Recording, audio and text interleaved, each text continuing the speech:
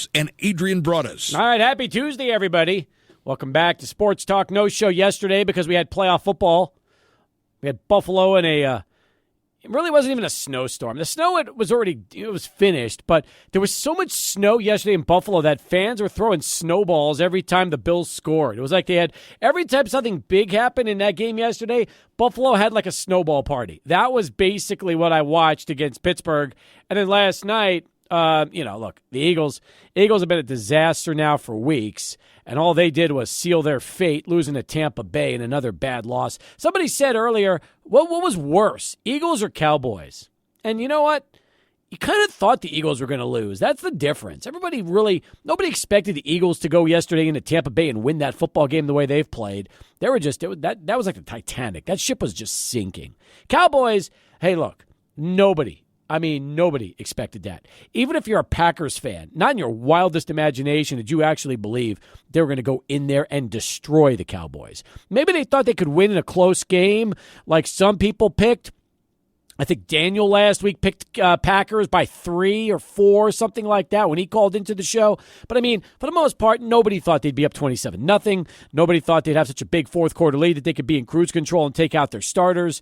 And clearly, Cowboy fans, I can't wait to hear from Conrad this week, Adrian. I am so excited because Conrad's going to be calling us up at some point since the last time I spoke to him, he was pretty excited and ready for this playoff run. Yeah, between Cowboys fans who are upset and questioning the future, uncertain about what's ahead for Mike McCarthy, for Dak Prescott. By the way, everybody, for those who are saying, I guess McCarthy's job is saved, just realize Jerry Jones and the ownership brass, they take that quick trip to Mexico to de-stress as soon as the season ends. So wherever they're vacationing, let them have the R&R, and when they get back to business, you better believe there will be some changes. I don't know if it's going to happen to McCarthy or Dak or what's going to be, but obviously things can't continue like this if you're the Dallas Cowboys moving forward. And for Aaron Jones, huge shout out to him. The 915 salute after scoring the second touchdown. Scores 3 against the Cowboys. Practically owns a stake in AT&T Stadium right now in his 7th season in the NFL. And despite all the adversity he's gone through this season,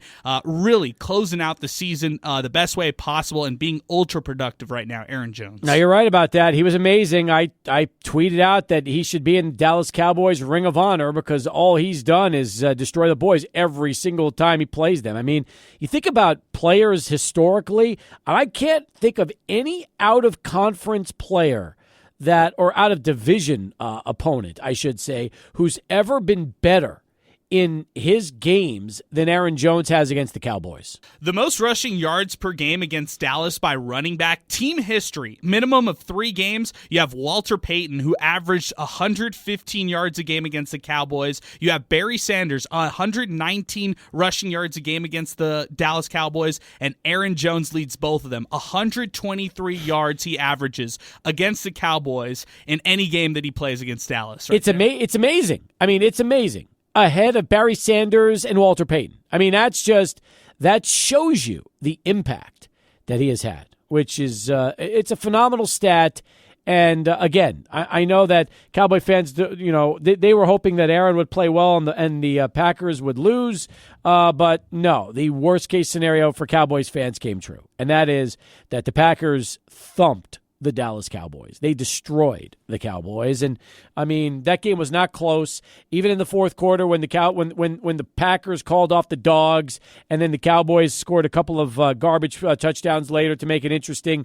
By then the Packers already knew this game was over. So it was just impressive. Jordan Love, that defense, and everything about it. And it really wrapped up a very lopsided wild card weekend where outside of the Rams and Lions, every other game, all 5 games, were blowouts, Adrian. There was nothing super about super wild card weekend.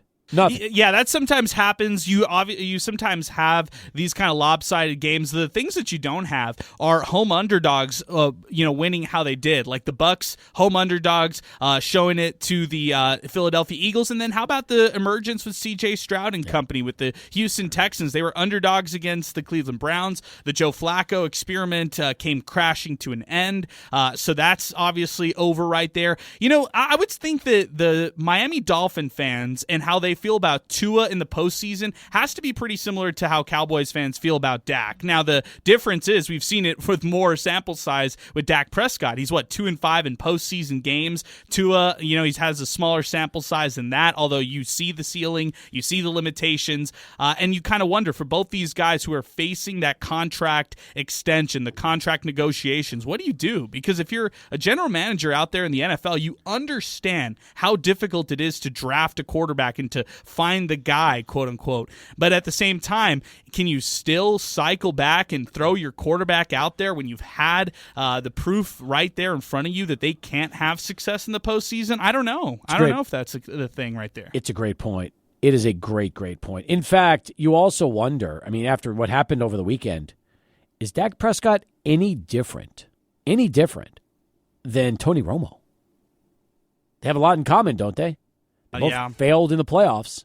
Yeah, and what you could also great regular season quarterbacks. Yeah, I was just going to say that. The regular season always kind of overshadows what they do in the postseason. And I feel like the Cowboys, this was the year, right? They win the division. The Eagles are sliding. The NFC is down. The 49ers are the cream of the crop in the NFC, but other than that, you can get past the manageable Green Bay Packers who are young. You could get past the Rams. You feel good about the Lions, so on and so forth. And they couldn't even get out of the first round. I don't know if they were overlooking it. I don't know if they were underprepared. At one point in the season, I was thinking that McCarthy was one of your more safer and conservative coaches. Now I'm scratching my head because can he not prepare the team for a postseason victory? They were 8-0 at AT&T Stadium. There's no excuse to come out the way that they did against the Packers. None. Absolutely none. But that's, what we have to talk about today here on Sports Talk. By the way, what a weekend it was. We saw, the NFL games. We saw UTEP men's and women's basketball fall this weekend to FIU. I was at the women's game, and that game was very difficult to swallow in the fourth quarter when really FIU just hit every three-point shot they possibly could to win that game. As far as the men go, completely opposite because the men had a 16-point lead with 8 minutes left to go in the ball game, and that is when FIU came back and the Miners went ice cold, had no answer. And Adrian, as you heard during a Miner talk Saturday, probably one of, if not the worst loss so far, the Joe Golding era, just because we saw UTEP blow a 16-point lead with less than 10 minutes to play and end up losing that ball game. So that right there is something that I know we'll be, I'm sure, talking about here on the show as well. And, that's just it's a bad one. There's no other way to put it, but it's a loss that took a season that already had fans a little, I don't even know how to put it. The fans were just not, they were getting upset. They were getting frustrated. They're already off the bandwagon, and all that did was take fans to a different level. So, again, we've got the UTEP Coaches Show coming up tonight, 6 to 7, out at Rudy's Country Store and Barbecue with both Keitha Adams and Joe Golding and John Teicher, and I'm sure we're going to hear a lot about that coming up as well. So as you might imagine, yes, we are busy here on the program today. All right, why don't we get to the phones and start things off for us? In fact, who will begin? How about Daniel? He is going to be first up here on the show on this Tuesday afternoon, where we will have Bob Moore join us inside our 600 ESPN El Paso River Oaks Properties Schoolyard Sports Studios. Bob Moore, the editor-in-chief of El Paso Matters. He has never been on the show with us, and excited about that. So Bob will be joining us here in studio coming up an hour from now. But first, let's begin with Daniel. Daniel, welcome aboard. What's going on? I love you. I love you, Steve. I love you, Adrian. Yeah, we love you too. Thank you, Adrian. Thank you, Adrian, for naming Cappy's show All Hell Breaking Loose. Well, I would say this. Did you name the show All Hell Breaking Loose? Did you do that while I wasn't aware? I didn't even know of that. I didn't know you made the show Steve. All Hell Breaking Loose. Did he do that? That's what Adrian said. Is that what he said? What did he say, that if the Cowboys lose, all hell would break loose? Was that what came out of his mouth? Yep. Well, he's right. He's a genius. So I think Adrian's ahead of the curve right now, don't you? Yep. Then my next thing is to my newest best friend who I love passionately, the Foss.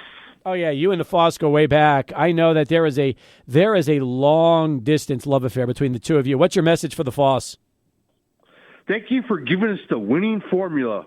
Pound 'em, baby, pound 'em, pound 'em, just like you pound your little brother. I know that. I remember that. That was And the what did direct. we I think that was the quote on Friday's show when he joined us and talked about how the Cowboys needed to make a statement. Isn't that what the Foss said? Yep. Yeah. And what did we do? Heavy doses of Aaron Jones. 6 out of 7 scoring drives. Well, that happens. So Aaron Jones was can we- amazing. That's for sure. Can we give the Foss and Adrian keys to the city and their own special day for this honor they gave us? Oh, you're out of breath. Listen to you. You're so worked up. You're already tired and out of breath. Adrian, what do you think? Would you like a key to the city of El Paso? Is that something that we should look into? I just want to say this. I don't want to be in any kind of conversation based on the group chat that you, me, and Foss and Chris Fernandez are in right now. I don't want to be any association with Foss and the key to the city based on our group chat. Okay, so no key to the city, nothing like that. If it's with Foss.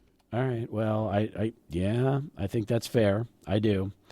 All right. Well, listen. It's good stuff. Let's revisit this if Bill Belichick's the head coach of the Cowboys next week. Then everything comes to fruition, doesn't it? That's right, yeah. Every single thing comes to fruition. I'm with you on that one. All right. Good stuff. Appreciate the call. Thanks for getting in. Thanks for starting us off, Daniel, as we get going. 14 past the hour. Adrian, I am working on trying to get into my thank you very much, my social media on this new computer. Let me go to George. He joins us next. Hey, George, what's going on? Hey, Steve, what's up? It was a pretty disappointing weekend. Starting with the women's game, getting blown out by FIU, and then I was very passionately looking forward to UTEP taking care of FIU, and that disappointed. That ended up in a disappointment. Yeah, a little it tough. was just we got so close, so close. And I mean, I thought we were in the driver's seat. 4 minutes out, I was like, we got this. There's no way we're going to give up this lead. And lo and behold, here comes FIU out of nowhere, and it just dumbfounds me how these kids, found a way to lose when they were up. What was it, like 14 points with a little less than 4 minutes, 4.5 minutes to go? Yeah. I can't really understand what this team is about. I mean, you're not alone. Nobody good. can. I don't think fans understand it. I don't think anybody understands it right now, and that's the toughest part right now. Adrian, I don't have an answer for that one. Do you? No, I mean, it's really complicated, right? Because you can look at a lot of different things, and the turnovers and the offense is where it starts, but there's a lot of other things that you want to talk about for this UTEP basketball team, and bottom line, they're just not, they're not where they need to be, and they're not winning. That's true. That is very true. So. And then going to the Cowboys exiting the playoffs the way they did, they deserve to lose the way they showed up. Well, I mean, their lack of didn't show up, and it just all facets of the game they got beat, and I think that Green Bay has the formula, and I mean they just had to go back and look at the Bills game, look at the Arizona game, and just the overconfidence that they showed, wanting to come in here and not play and think they were gonna come out with a win. That's not gonna happen, and everybody's talking about Mike McCarthy losing his job. I think the whole team as a whole has a lot of reflecting to do, and they're going to have a whole off season to look at everything that went wrong that could have gone right. But they just, when players, and you know this, Steve, when winners go out to win, they go out to win. I mean, let's talk about, I don't like the guy, but, he's the GOAT, and there's a reason he's the GOAT, and that's Tom Brady. He can motivate, anybody to elevate their game. And I think Dak, as much as I love the guy, and he's padded his stats and he's done great, he is not the guy. I mean, he's not the guy in Dallas. And, I mean, a lot of people are going to give me a lot of slack for it because they love the guy. I love the guy, but he's not the guy. I don't think he's ever going to be the guy. He's like Romo. I mean, I loved him too. He racked up his stats, but, they're not winners. They're just not. You can't make a lump of coal into a diamond. It's just not going to happen. And if you do, you need somebody like Bill Belichick, and he won't come to Dallas because he's not going to contend with Jerry Jones. Jerry Jones is not going to give him the reins to the team. That's just not going to happen. So that's a fairy tale in itself. Man, I've always loved the lump of coal reference. I really do. I mean, I don't look. The thing is this, okay? And I was talking about this with somebody. As long as Jerry is involved, the way he is, it doesn't matter who coaches. Doesn't matter anything, and it's never going to change. And and Jerry's 82, and you would think at the age of 82, you would finally say, you know what? I'm just going to sit back and just try to let somebody that really deserves to run the football, and I'm going to own the team. But that's not Jerry. He can't do that. He'll as long as he's alive, he will never be able to do that.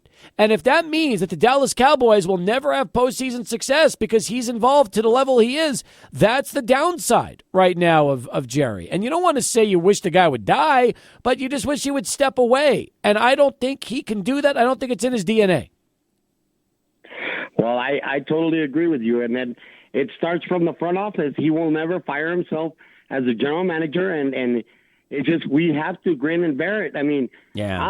I'm a longtime Cowboy fan. Win or lose or draw, I'm there. I take all the slack on social media, and I take it with a grain of salt. It is what it is. I love the team. I love to cheer for the guys. I'm not gonna buy any Micah Parsons, any Dak Prescott apparel.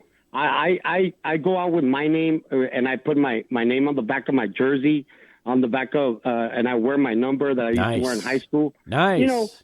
And I represent that way. And I love the team, but honestly, I'm getting pretty discouraged about the whole thing. I don't blame you.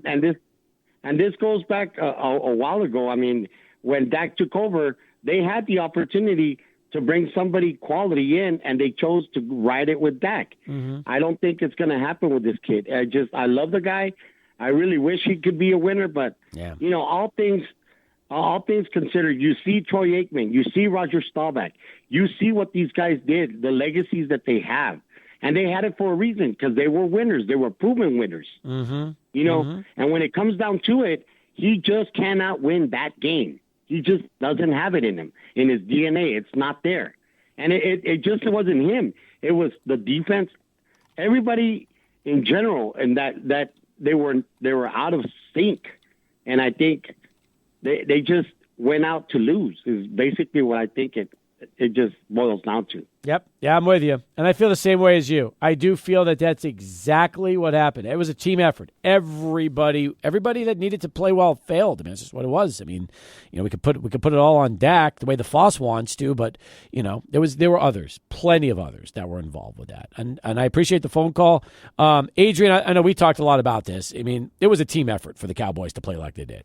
It was, and I think that a lot of Cowboys fans are always going to say, well, they always want something different with Dak, but when you realize what's out there and what's different, there's just not a lot of options. So that's what makes this job so difficult. That's what makes the NFL such a difficult place to win in. When you have the quarterback, when you have the guy like Mahomes, like Burrow, like Josh Allen, like Lamar, then you have the guy. But then outside of that, there's just I think there's a lot of pretenders or guys who are almost there when they really have a ceiling. And, if you're going to be a quarterback that leads a team to the Super Bowl, unless you're one of those four guys, you have to have a big supporting cast or a lot of things around you in order to have success. 21 past. I got more phone calls to get to in a moment, but first let's go to Charlie 1. He'll start us off with his traffic update.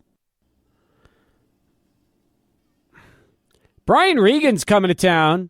We're going to be giving you a chance to win tickets to that show. In fact, very, very popular comedian right now, and Adrian always excited when we can give away concert tickets to a big show like this when he's coming to El Paso. That's exciting, Steve. I'm looking forward to it. Let's send our listeners to this event.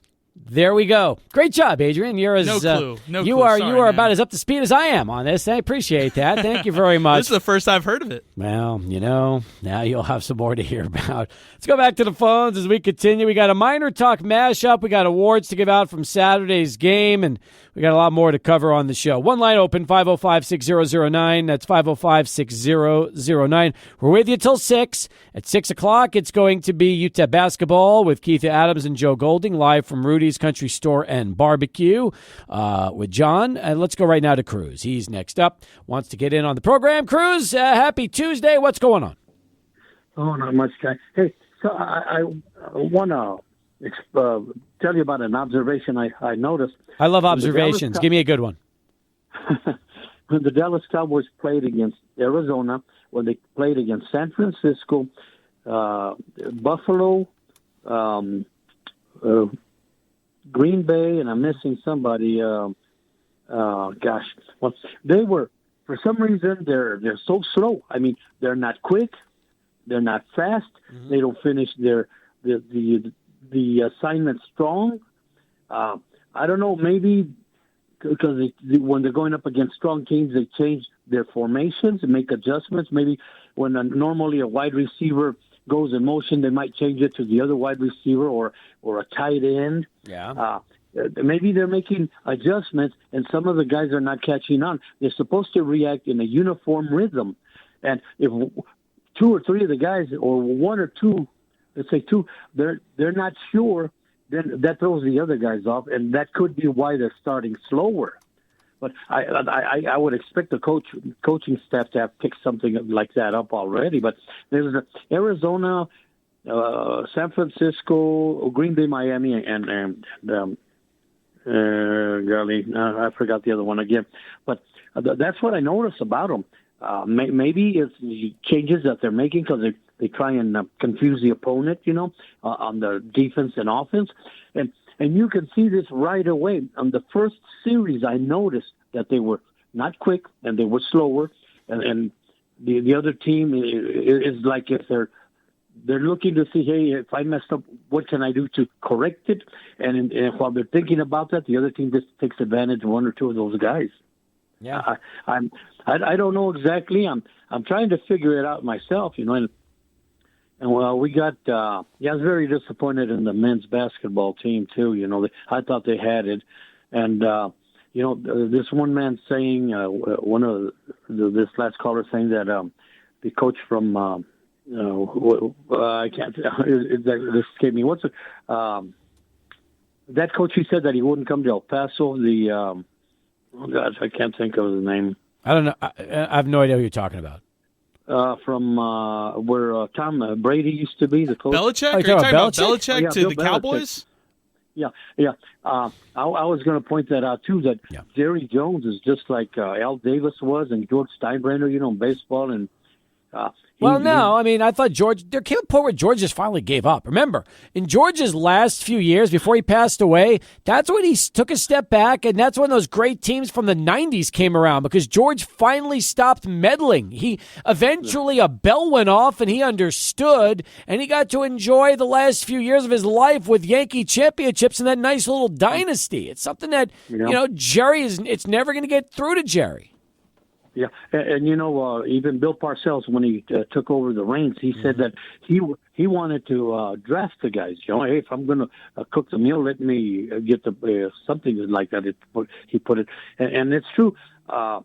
If you're drafting your guys and the coach has different ideas, that will conflict during the season too, because he has his system, but you got guys that might fit better in a different system. So I do believe Jerry Jones needs to let go and let them take care of their drafting and the play calling. He used to do that with I can't remember his name, that redheaded coach Jarrett or talking about Jimmy Johnson. Who are you talking about? No, Jason Garrett. Jason Garrett. No, he never. He was still involved with Garrett. Remember, he was never.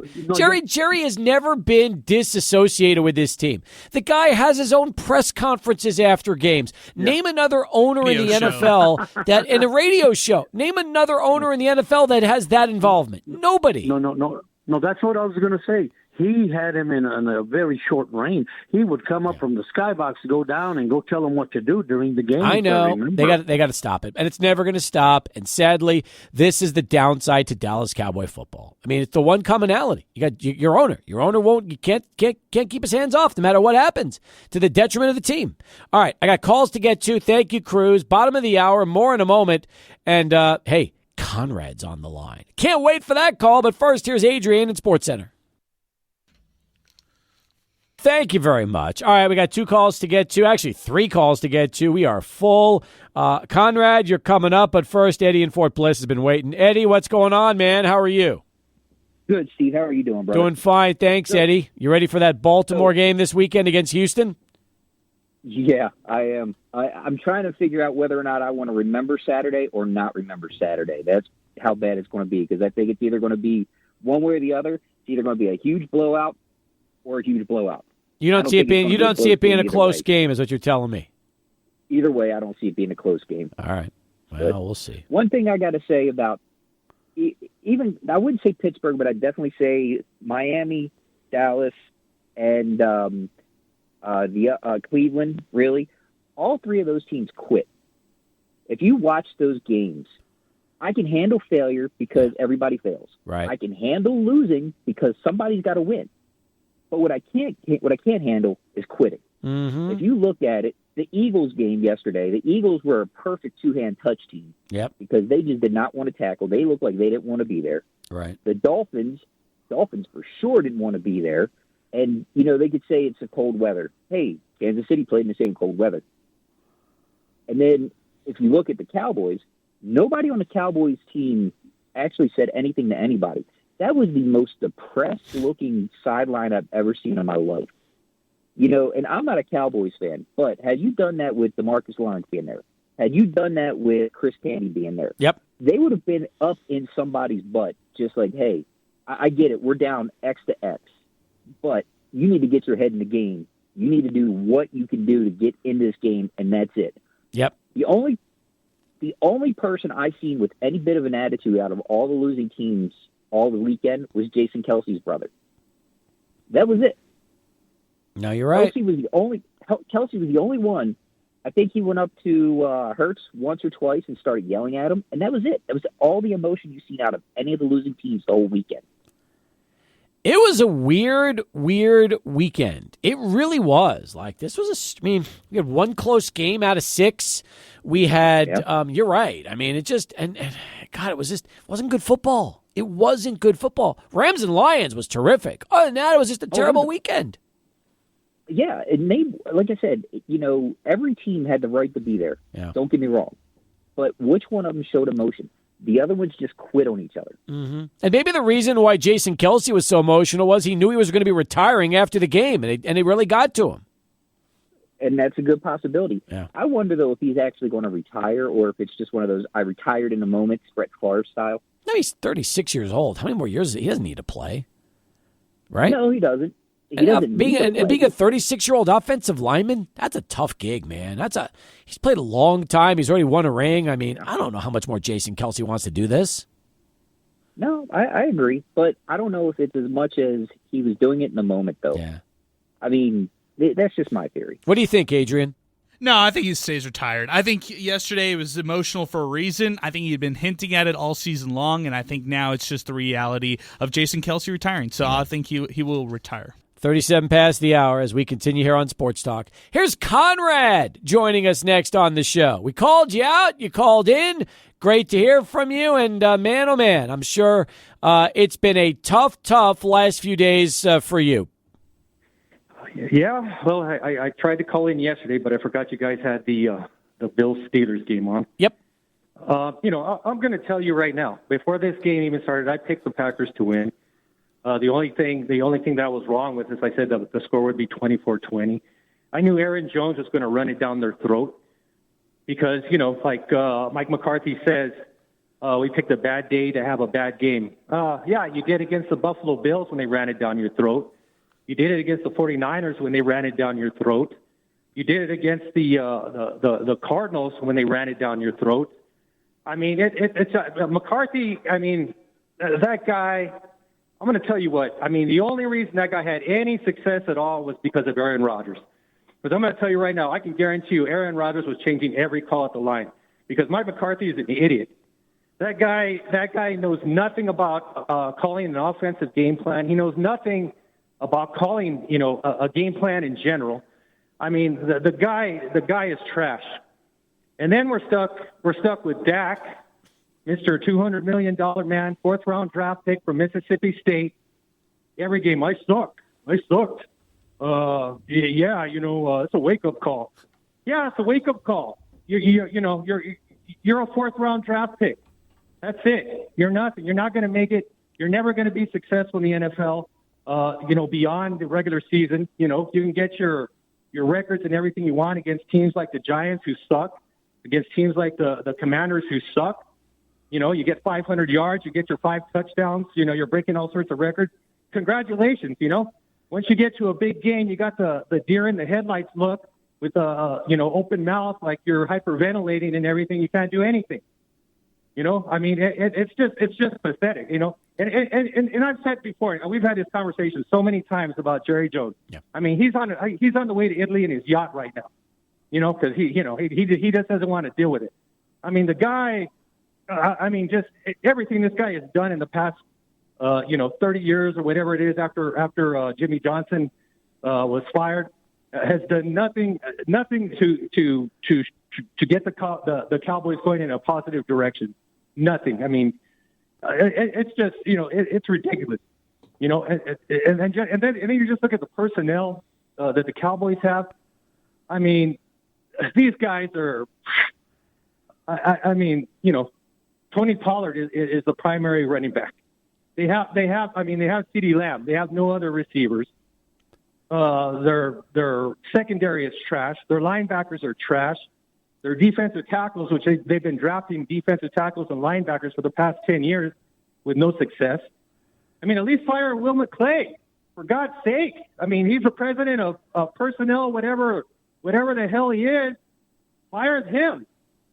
I mean, that's got to be the easiest thing to do. I mean, am I wrong? I don't know. You just called the secondary trash, and Deron Bland had like a career year. So, I mean, he was good last year. So, I don't think they're all trash. I think they've got players. They've got bodies. I just feel bad because it's almost like no matter whatever happens during the regular season, once the playoffs come around, this team is cooked. That's the sad part. I mean, they've won 12 games each of the last 3 years, Conrad. They've had, they had home field one year and lost, and then they had this situation and lost. I mean, they're the best regular season team to just completely go into the toilet in the postseason. It's hard to explain. It's really hard to fathom how that team couldn't get up for the game on Saturday. Well, on Sunday. Right now they're playing in the NFC East, which, other than the Eagles last year and, the NFC East stinks. So basically they get their 12 wins against teams with losing records. They kind of lucked into a win against a team like the Detroit Lions, with what happened at the end of the game. I mean, that's all it is. It's just smoke and mirrors, Steve. It's just smoke and mirrors. I mean, if you want to be one of those fans that goes, one of those AT&T Stadium fans that goes with your pink Dak Prescott shirt to the game and wants to go there and just get in fights and enjoy the TV and everything like that, well, I guess this is your team because this isn't my team. And I'm pretty much, I've had it. I've had it with Jerry Jones. I've had it with his team. We'll see what happens. All right. Appreciate the call. Conrad's out. Simple as that. He is at his end. All right. Hit the transfer portal. Yes, he is. Conrad is open now for business. If anybody wants to talk to Conrad about another team to root for, this is the time to do it. We'll follow that up with Luis and more calls in a moment. Stay with us. Sports Talk continues. 600 ESPN El Paso. Continue here on Sports Talk. Bob Moore still to come. We've got Brian Regan tickets to give away as well for his show coming up here. A lot more coming up. 505-6009. That is our telephone number to get into the program. Let's keep things moving. Luis is joining us next. Luis, what's happening? Well, same old, same old. Yep. I always said it, Steve. As long as Jerry Jones is the owner, nada, baby, nothing, no progress. I will never forget the day that they announced Tom Landry. In fact, I saw Tom Landry. He came to a conference at the Civic Center, and we went. I went representing my business. Well, the organization where I was working for, and it hurt me a lot when I saw Jerry Jones on at the Sun Bowl during the exhibition game between the Raiders and the Cowboys. He was about 2 feet. We were apart 2 feet. He was walking down the stadium. I mean, up, and I could have gotten the autograph. No way, baby. The same when I saw him at Candlestick Park. We went to the game, to the NFC Championship game between the Dallas Cowboys and the 49ers. No way, baby. Well, let me get to the point. Dan Quinn, F. He failed. CeeDee Lamb, he was confused at first. The defense, it sucked. Dak Prescott, another Tony Romo, like you said. Coach McCarthy, did you see his face? Dazed and confused, baby, Led Zeppelin. And the kicker, that kid, he started to miss. He missed a field goal, right? Yes. Okay. Now let me tell you. Come on, Luis. You know, it was just tough. It was one of those nights. It was everything was spiraling out of control. Is that pretty fair to say? It was just one of those nights where when it rains, it pours for the Cowboys. Yes, sir. Aaron Judge. I remember when you had him on your show that I told him I'm a Cowboy fan, Aaron, but I'm going to buy your Packers shirt. And what a player! What a runner! What a gentleman! Classy. I'll end up with this. Please. C.J. Stroud, Houston, quarterback. The wide receiver, Puka Nacua, L.A. Rams. The wide receiver, Rashee Rice, Kansas City. Jahmyr Gibbs of the Lions, and the tight end, Sam Laporta. Tight end, Dalton Kincaid, Buffalo. What players, man. What rookie players.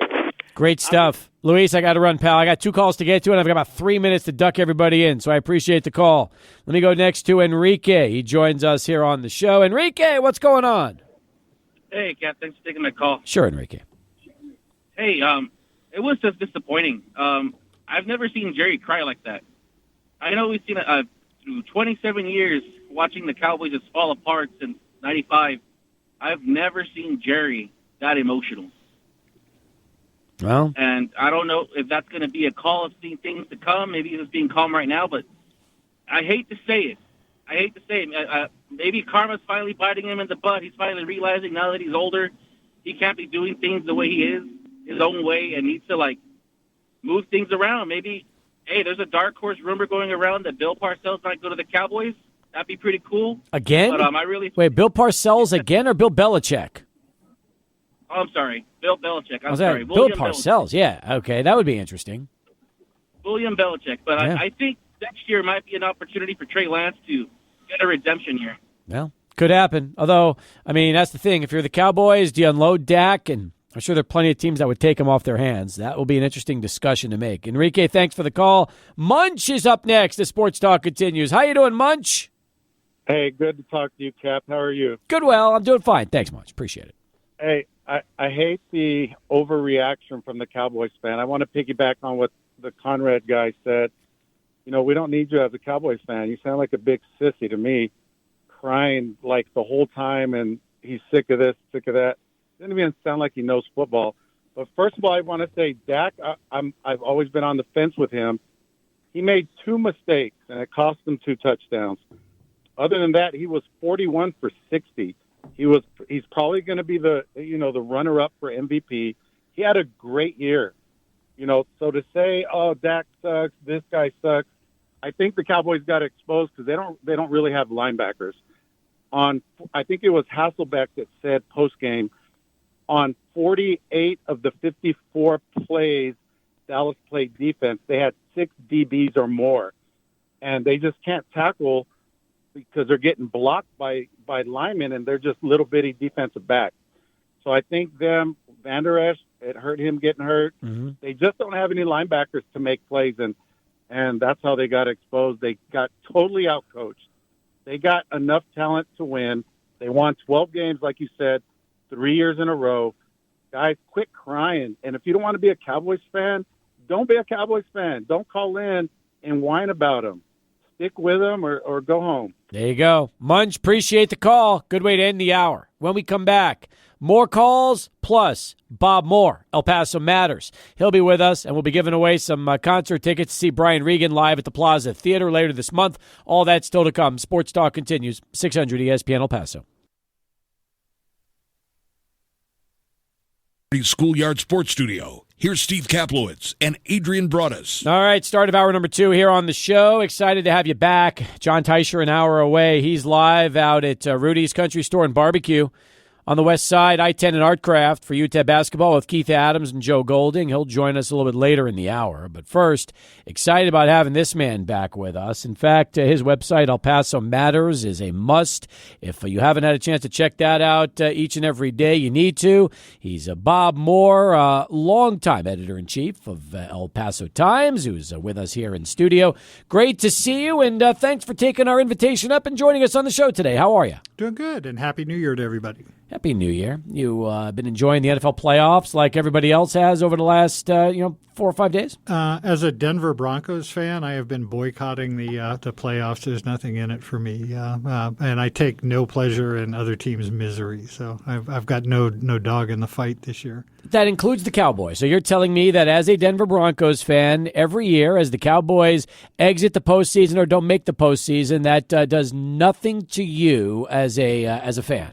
Post 2015, I realize I have no reason to hold any other team's misery against them as a Broncos fan. I can relate to it. So I don't root for or against anybody. Does it marvel you when you see a team in your division like the Kansas City Chiefs and what they have done with Andy Reid ever since really Patrick Mahomes came on the scene? Oh, it's just incredible. And one moment of joy in an otherwise dreary season for me was the Broncos finally snapping their 27-year losing streak to the Chiefs or whatever it was.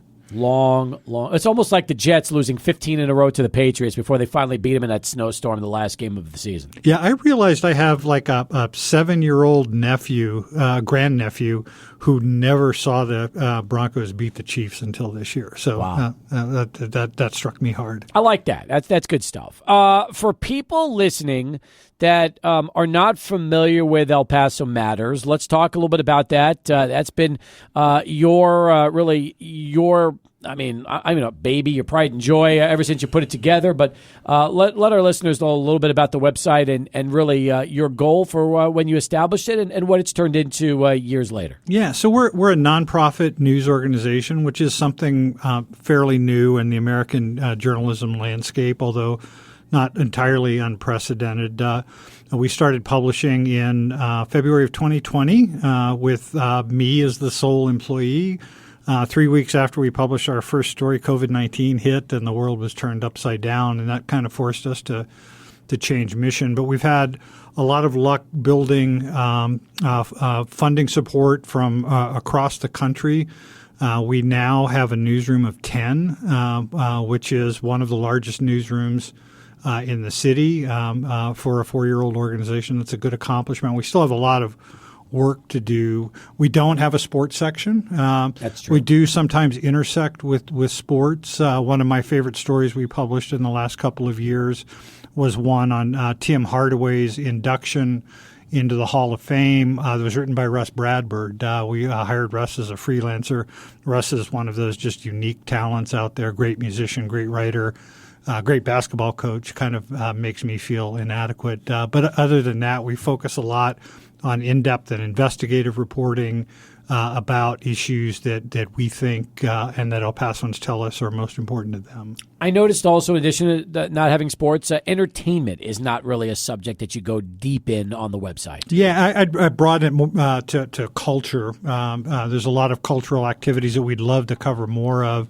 But as we raise money and establish priorities, we have to figure out what we want to hit. And I think expanding our cultural coverage to include entertainment would be a big goal for us over the next couple of years. How big is the staff at El Paso Matters, yourself included? 15 total people, 10 in the newsroom. We have, I believe, more news reporters than any other news organization in town. I think everybody is aware of sort of the decline of local newspapers over the years. That's one of the reasons I left the El Paso Times in 2017. So we now have more news reporters at age 4 than the El Paso Times at age 142, 43. Yeah. So that's good news and bad news. It reflects our growth, but I do think it's unfortunate for any community to have an erosion of local news, and cities all across the country are facing it, but we see it really prominently in El Paso for a lot of reasons. No, you're right. And again, for you, that's a positive with the staff you've built and how you've taken this website really from an upstart to where it is today. It's sad, though, for the Times. It's sad that, it was the only paper in town after the Herald Post shut down, and it's a shame that really, it's a shell of what it once was. Yeah, and it's a business model problem compounded by, I think, some ownership issues with Gannett. The way we've always paid for journalism in this country is we run advertisements adjacent to news content.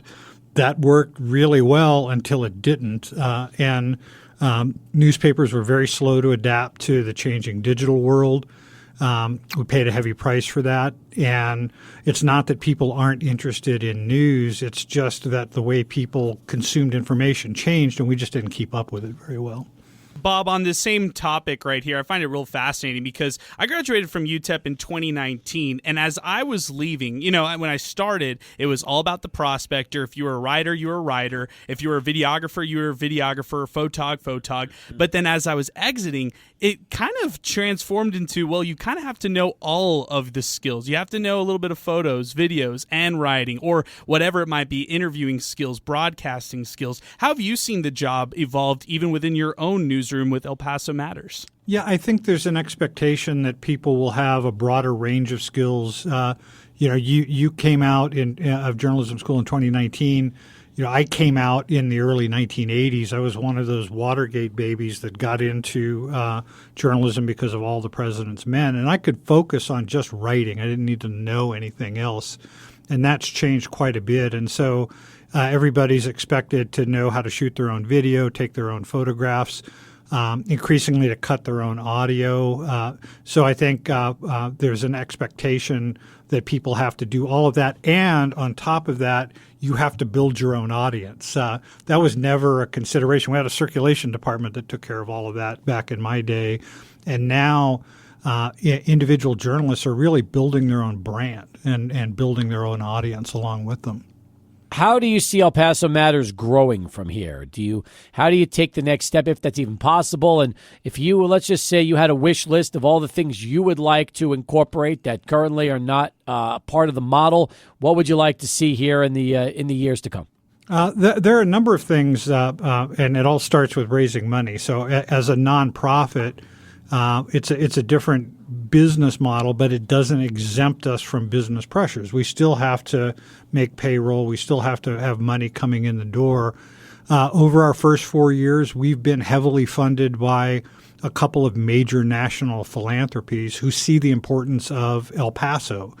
Increasingly, we have to raise more money within the community to do it. That comes from individual donors. I think our smallest donor is giving us $1 a month. Up to hopefully more foundations giving us $1 million grants so we can continue to grow. There are immense needs that really aren't being covered. And I'm not, this is not a knock on the El Paso Times or TV stations. It's just the reality that we're living in. We don't have really great coverage of the criminal justice system in El Paso, for example. I think we continue to need more in-depth reporting on government accountability. And I think we need to have better El Paso-focused reporting on the state capitol, for example. There's so many decisions being made in Austin on El Paso that El Pasoans don't have a voice in, because there is no media organization based on the border that currently has a political or has a reporter in Austin. We're talking about 10% of the state's population not having their interests served. So that's a big goal. I think talking about the culture that makes El Paso so unique, there's lots of opportunities there.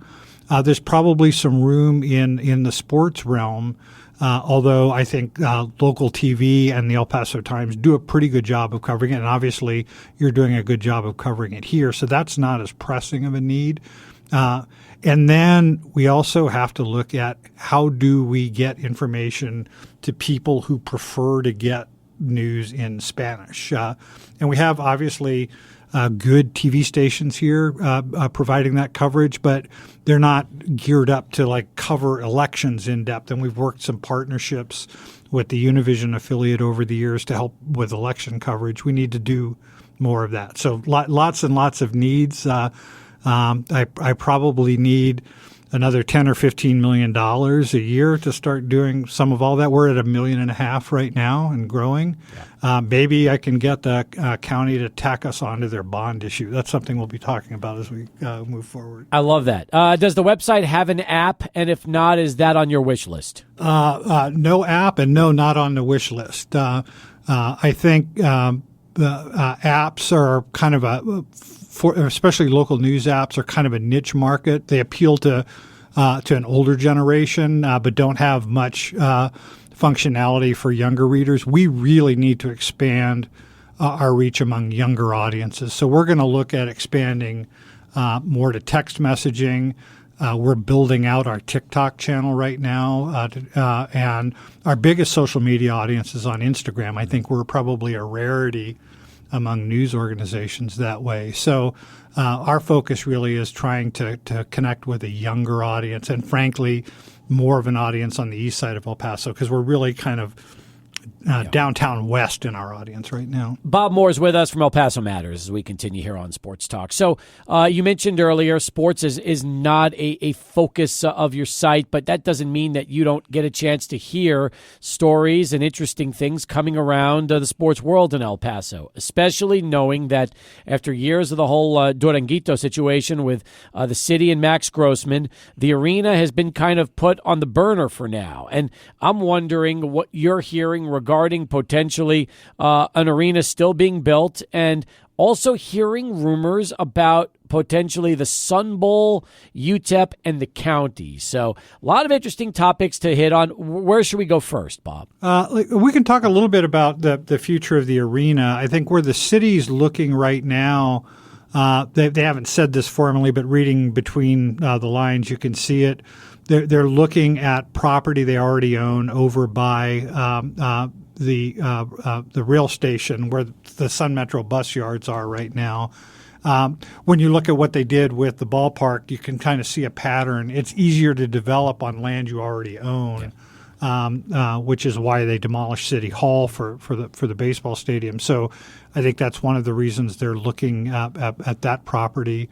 Obviously, 12 years have passed since that bond issue was approved by voters overwhelmingly. You may have heard something about inflation over the last couple of years. That alone has eroded the value of that $180 million that voters approved. So the sort of building that was envisioned in 2012 is not possible anymore with the amount of money that they have available. So I think they're going to have to look at scaling it down. Does there ever get to a point, or since that money was passed back in 2012, they find another either way to repurpose it, or can you just almost remove it? And it's going to cost millions over the course of time based on what they've purchased for the arena and the litigation. But is it better to just, put that money someplace else? Well, they can't put the money someplace else. That's because voters approved it for a specific purpose. They can't say, instead of building an arena, we're going to go build Steve Kaplowitz a luxury home on the west side, right? They've got to spend it for the purpose that voters approved. They could just decide legally not to sell the bonds, and they have not sold most of the $180 million in bonds so far. They've sold a part of it for land acquisition and some other things. So they could just say we can't do this, and we're going to save taxpayers some money and just not sell these bonds. That's a possible outcome. I think I haven't heard anybody really seriously approaching that. I think what they're really looking at is what can we build at scale, and where can we build it. I think the other thing we have to acknowledge is that the sports and entertainment world in 2024 is much, much different than it was in 2012 for a variety of reasons. So that, the venue envisioned in 2012 may not make sense today anymore. Correct. So they have to figure out a business plan. Figure out what they can build. B, is there a business plan that can viably generate the kind of revenue that we needed to get some return on investment? Yeah, and this is something that, again, will take more time, and the longer it goes, well, unless you decide to go for a much smaller scale, it just gets more and more expensive. It's not going to get cheaper, but I really do think we need to make sure we're taking a serious look at what especially the entertainment environment is right now. Big Taylor Swift kind of stadium tours have been all the rage. I see Billy Joel's doing one again next year.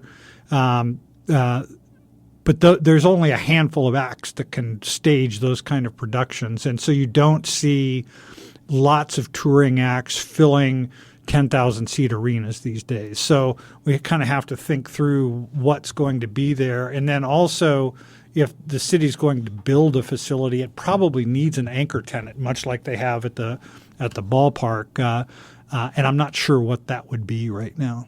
Do you think the Locomotive FC would be that tenant if that were to be the case? Is that enough of a draw right there, Bob? That would have to be an open air facility. I don't believe they can make that an enclosed facility, and I'm not sure that the language of the bond issue would allow them to build a soccer stadium when they promised a multi-purpose art and entertainment center. I'll say this about the Haskins Center. That facility has been booked for so many concerts over the course of 2023 that the basketball coaches were both complaining that they didn't even get a chance to get into that facility until November when their seasons were starting because it was always being used. A lot of Tejano shows and other concerts and hip-hop, and they're trying to use that and get as much money from that venue as they possibly can.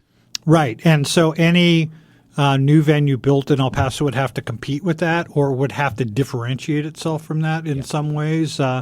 Anybody doing a study on how to use a facility would always begin by looking at what are the alternatives already available in the local market. Yeah, you're right. And that's, again, a story that we'll keep an eye on in terms of a possible arena. The rail yards make sense. I know Max Grossman has been reporting a possible collaboration with the city, the county, and the community foundation using the land by Asarco. He's the only one that's reported that. I haven't heard that from anybody else. Have you had a chance to get any confirmation on the potential partnership there? Well, the math on that doesn't add up, mainly because it requires the county to be a partner. The county just had a very extended conversation about a potential bond issue coming up later in 2024. There's a story up on El Paso Matters about that. The county can max out at about $350 million in new bonding capacity. I'm not sure there's an appetite to go that full direction to begin with. Yeah. But the needs that the county outlined at the meeting last week, which did not include an arena, did not include any additions to the Sun Bowl, those needs from the county, which include like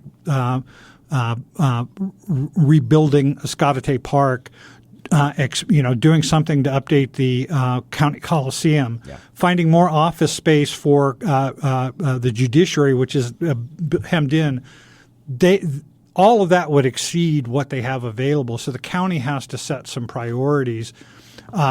Judge Samaniego at that meeting did sort of float the idea about the Sun Bowl, for example, like, hey, you can't have Taylor Swift concerts at the Sun Bowl. We might be able to look at something to help the UTEP out on that. Let's talk about crickets, that. By the way, was the response. Really? Because yes. I want to ask you about that specifically when we come back, because we're up for a break and we'll do that. More with Bob Moore as we continue from El Paso Matters. But first, let's go to Charlie 1 and get this traffic update. Right now with Bob Moore from El Paso Matters. Bob has been joining us this hour and continue to talk about some of the interesting topics that he's hearing, especially the county and the Sun Bowl. Now, was this an idea of UTEP getting the county involved again, since they originally sold the Sun Bowl back to them for, I think, $1 some 20-something years ago? And tell me a little bit about how this is transpiring. So there hasn't been a lot of public discussion about this, which is true with most government transactions that involve real estate or whatever ahead of time.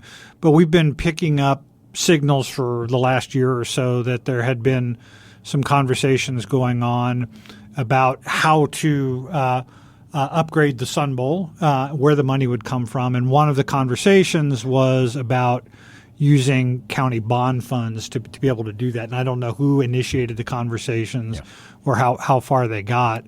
As you noted, the Sun Bowl, when it was built, was the property of El Paso County. It was built with county bond funds.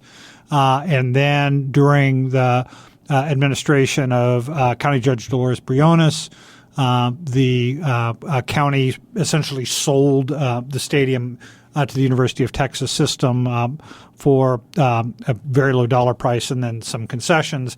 And so then the university system took over administration of the Sun Bowl. And I think in the contract, like one day a year, it reverts to the county, and that's for the Sun Bowl, if I remember the details right. Obviously, the Sun Bowl is not up to the level of many other premier college stadiums. So the question is, if you upgrade it, who's going to pay for it? I don't believe, and I'm not cautioning everybody, I'm not an attorney, obviously, but I don't believe a county government can expend its funds on something that it doesn't own. Mm-hmm. So I think you'd have to have a change in ownership again. And I don't think conversations have gone that far. When, as I was mentioning before the break, Judge Samaniego kind of floated this idea at the last commissioners meeting where they talked about possible bond issues later this year, and there was no interest from anybody else in that meeting in kind of following up on that idea. So I don't get the sense that doing something to rehabilitate the Sun Bowl is on any major agenda at the county right now. From what you're hearing, does UTEP have any interest in wanting to give the Sun Bowl or sell the Sun Bowl back to the county? That I don't know. I think if they had conversations about how to fund it, that was probably something that they looked at. Yeah. And obviously it's in UTEP's interest to upgrade the stadium longer term. But, you're the expert on this. The long-term future of college football, I think, if you were building a stadium in El Paso today for the University of Texas at El Paso, I don't believe you'd be building a 50,000-seat stadium. No, it'd probably be closer to 25 or 30. Right. That's just the reality of where the conference they're in and ultimately fans that attend these games. Adrian, I want you to get in on this conversation. We do have a winner on our Brian Regan contest. Congratulations to John Poor. John is going to be going to the show on the 23rd. We're going to be giving away tickets every day this week. So listen in to Sports Talk at 600 ESPN El Paso and find out how you can join John and be at the show. Bob, I want to ask you about some of the bonds, or I guess I should say some of the things that could get issued with this that might not necessarily require voter approval. How much will that factor into the El Paso County's prioritization? We talked about this earlier, whether it's Escárate, the county courthouse. How will that factor into it when you talk about those that don't necessarily require the voter approval? There was some new legislation passed a couple of years ago that essentially prohibits the use of certificates of obligation, which are bonds without voter approval for quality of life actions. So that is not a viable path at all for any of these kinds of sports-related programs. And I think, we have to remember sort of the broader construct here. We are in a low-income community that has a ton of infrastructure needs that it can't fund. Yeah. We are in a low-income community that is declining in population in the city. Here's a number I want to throw out to you that I discovered when I was doing some research this weekend.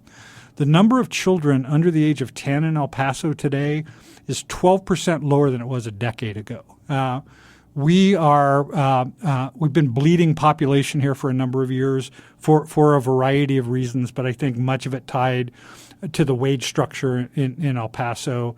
And one of the things that's playing out is that next generation coming on is much, much smaller than preceding generations. And that's going to have all kinds of ripple effects. For example, in the next 7 or 8 years, you're going to begin to see a pretty rapid decline in student enrollment at high schools. And we're probably going to have some very painful conversations in the community about closing high schools or consolidating high schools.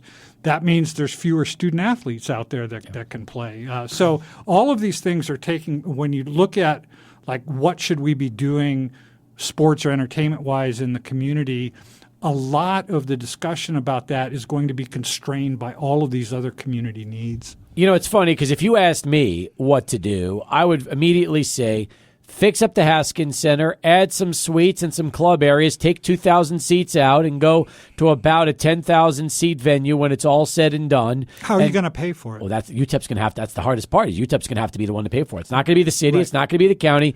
It's going to have to be UTEP. So I don't know. I don't know how they're going to pay remember for what I just said about the number of children declining in town? Yeah. That is going to have a massive impact on UTEP's student enrollment starting in the next 2 or 3 years because the bulk of their students come from El Paso County. So being able to talk about a massive expansion of, or not even an expansion, just upgrades to a facility to make it more user-friendly is going to be very expensive without necessarily having a return on investment immediately identified. So those are difficult questions. And also you're talking about doing things to improve entertainment in the community, but realize that the choices just aren't like what venue should we spend money on to improve entertainment. It's also what should we be doing to prioritize the spending of money. Do we want to build an enhanced entertainment arena before we improve the road infrastructure in El Paso, for example? All of those are trade-offs that we have to take into mind. And those are decisions that elected officials are going to have to make and voters are going to have to make. I think the toughest thing right now, as we continue really our conversation with Bob Moore from El Paso Matters, is that, and let's just use UTEP athletics for an example, okay? Now, in 2024, you have giving to the program, you have giving to each individual sport, you have giving to NIL. There's 3 different things that ultimately could, that the university is trying to secure dollars. I mean, you want to give to UTEP athletics as a whole to help the athletic department out. You also want to give to each individual sport to give coaches more money and to do different things. But you also now need to get the NILs going so that you can retain athletes and bring in big athletes to try to grow. And UTEP has not yet found a way to cultivate more and more donor money. They have the same donors that they've had in the past. They might have a few here and there, but the hardest part is, Bob, that you can only go to the well so many times. And there's going to come a point where those donors are going to say, "Hey, listen, I know you keep coming after me for this, but that's just great. But you got to find more donors. And if you don't, that's the dilemma that UTEP has is they've got to split their money and contributions up in so many different directions. Which one's more important? NIL. Give to those programs. Give to the athletic department so you can fix up facilities. There's just a lot of things and not as many, and not as much money that's available at the moment. Yeah, and I know this is a sports show, but just to add to the challenges, UTEP also has to find ways to build new science laboratories. For example, they need donors to fund all of that. So when they go out to the alumni base, there's this wide array of needs that they have to ask for. And again, I don't want to poor mouth El Paso because I think we use low income levels as an excuse sometimes, but it is a reality that we are in a low income, low wealth community, and we don't have the access to some of those major donors that a lot of other universities do. Yeah. You know, Bob, one of the other parts of this that I find real interesting is where the community foundation fits into this. Like we were talking about earlier, the Max Grossman, Alec, I guess he was just talking about different sources that he talked about, different stories that he heard behind the scenes. What role do they play into this right here? They've been mainly as a convener for other projects, and I think the La Nube Children's Museum is a great example. They sort of have agreed to raise some amount of money, but they sort of serve as a conduit for others to come in and join. The Community Foundation, which is, in full disclosure, one of our funders at El Paso Matters, doesn't have a pool of hundreds of millions of dollars sitting around. So even if they were involved, they would have to find a way to go out and raise those funds. And you still have the other challenges that we've been talking about going on, so that the Community Foundation is not a magic source of funding. If you asked me, and just said to me, what is the biggest necessity in terms of sports in this town, I would say not an arena. Say build a soccer-specific stadium that also can serve as a multi-purpose entertainment facility, almost like an outdoor amphitheater type, so that you can bring in those intermediate outdoor shows that maybe are too small for the Sun Bowl, but you don't really have any outdoor concert amphitheater like you have in cities like Albuquerque and Phoenix. And if you can knock out two birds with one stone, Bob, and house the locomotive, but also make it a concert venue, now you've found a way to really enhance, I think, both sports and entertainment here in the city. I could sit here all day and give people advice on how to spend other people's money. The question becomes, so who's going to pay for it, and what's the potential return on investment and all of that, and how does it layer in with all of the other multiple needs in the community? So even when you talk about Mountain Star Sports, which has been the major sports investor in town, the people behind Mountain Star Sports are also investing in other community needs too. So how do we balance all of those needs out? I think it's real easy to get kind of focused on what each of us kind of considers the most important thing out there. Yeah. But there's not this infinite pool of money that exists out there. And I think we have to be very careful, especially when we start talking about public dollars, how we're going to spend it in a way that is going to maximize the taxpayer's return on investment. How can we use resources, for example, that begin to increase the wage structure in town, which is the major impediment to a lot of this other stuff that we're doing? We are just bleeding young adults all across the community, and we need to do some things that will help retain them, and that's going to mean somehow raising the wage structure in town. Bob, is the other reality check that us here in our ecosystem of sports need to realize is that there are other priorities out there in this community that maybe our county would prioritize ahead of the sports side of things? Always, which is not to diminish the importance of sports. I think a healthy sports environment and a healthy entertainment environment in a community is part of the quality of life that helps to retain people and to attract people. So it's not that sports are unimportant.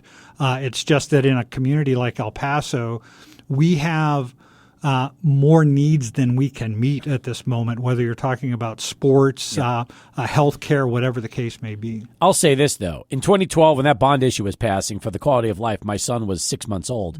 Had I known then what I know now, I would have championed more youth sports facilities in that large bond issue when it came out, because they could have used a better or more, I shouldn't say better, but because you've got one on the east side, but the west side could have used a baseball, softball complex. We do not have any basketball, volleyball complexes, and it's a shame that so many teams spend so much money leaving town instead of hosting here, because there just are not enough quality facilities for youth athletes to play like we have in so many other towns. Just to challenge the thought for a second, you've just proposed investing money in the most rapidly depleting part of our population.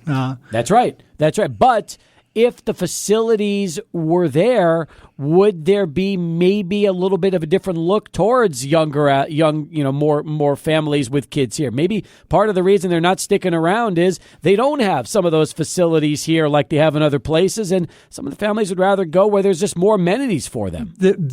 That's a position of privilege, and I think that probably does occur. I think the most important reason young families choose to leave El Paso is they need to make more money than they can make here. Could you ever see a situation where that changes and the money increases and thus more people come back to El Paso? Yes, but it's going to take a lot of work, and it's going to require increasing educational attainment levels in town. It's a very, very complex problem to tackle, and I don't think we talk about it enough in the community right now. Maybe we need to talk about that some more. I think that's a pretty good idea.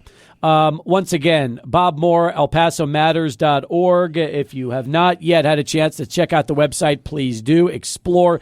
You got a lot of stuff right now. EPISD union alleges wage theft after speech pathologist raises were less than expected. That's the first thing on the website.